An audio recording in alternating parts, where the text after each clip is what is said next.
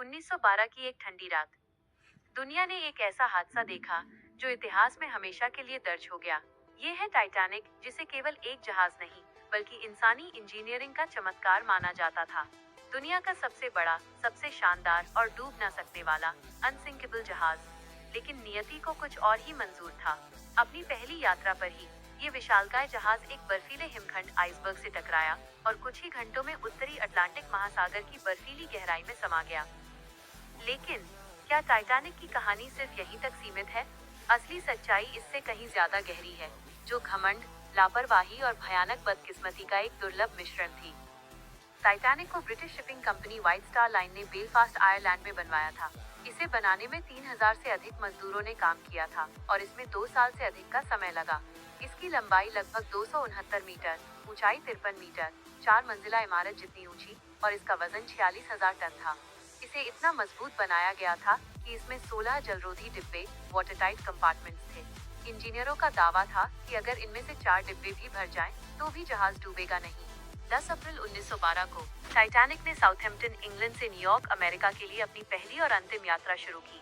इस पर सवार थे समाज के सबसे अमीर व्यक्ति, साधारण अप्रवासी, इमिग्रेंट्स और चालक दल, कुल मिलाकर 2200 से अधिक लोग। यात्रा के चौथे दिन 14 अप्रैल की रात जहाज उत्तरी अटलांटिक महासागर के सबसे खतरनाक बर्फीले क्षेत्र में प्रवेश कर चुका था। रात 11:40 पर लुकआउट ने जहाज के ठीक सामने एक विशाल हिमखंड देखा। पहला अधिकारी विलियम मर्डोक ने तुरंत जहाज को बाईं ओर मोड़ने का आदेश दिया, लेकिन देर हो चुकी थी। जहाज का दाहिना हिस्सा हिमखंड से जोर से टकराया। टक्कर इतनी भयानक नहीं थी कि यात्रियों को तुरंत महसूस हो, लेकिन इसके परिणाम विनाशकारी थे। टक्कर से जहाज के निचले हिस्से में लगभग 300 फीट लंबी दरार आ गई, जिससे 6 जलरोधी डिब्बे तेजी से पानी से भरने लगे, यानी इंजीनियरों की डूब ना सकने वाली गारंटी टूट गई। 20 जहाज पर 2200 से अधिक यात्री थे, लेकिन लाइफ बोट्स केवल 1178 लोगों के लिए थीं। कानूनी न्यूनतम के आधार पर केवल लगभग 710 लोग ही बच पाए, जिससे लगभग 1500 लोगों की मृत्यु हुई।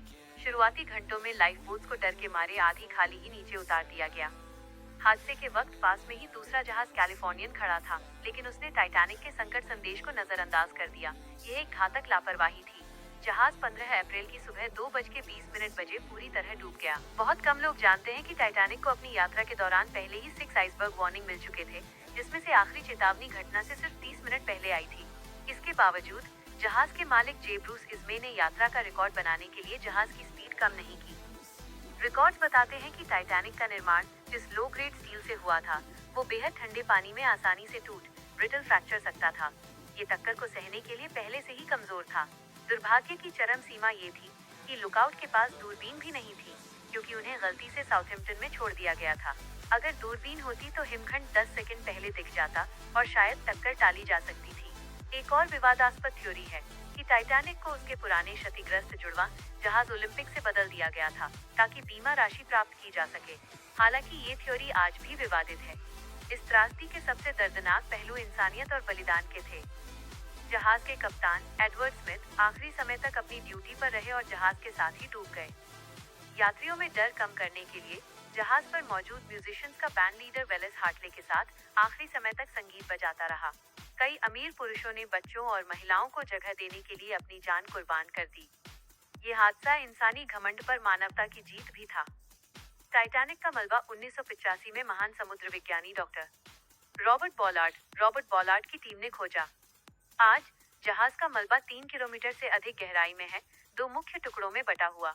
जब गोताखोरों ने मलबा देखा तो उन्हें टूटी हुई प्लेटें, बिखरे जूते और समय में रुकी हुई एक दुनिया मिली। यह एक समुद्री कब्रिस्तान बन गया। टाइटैनिक सिर्फ एक जहाज नहीं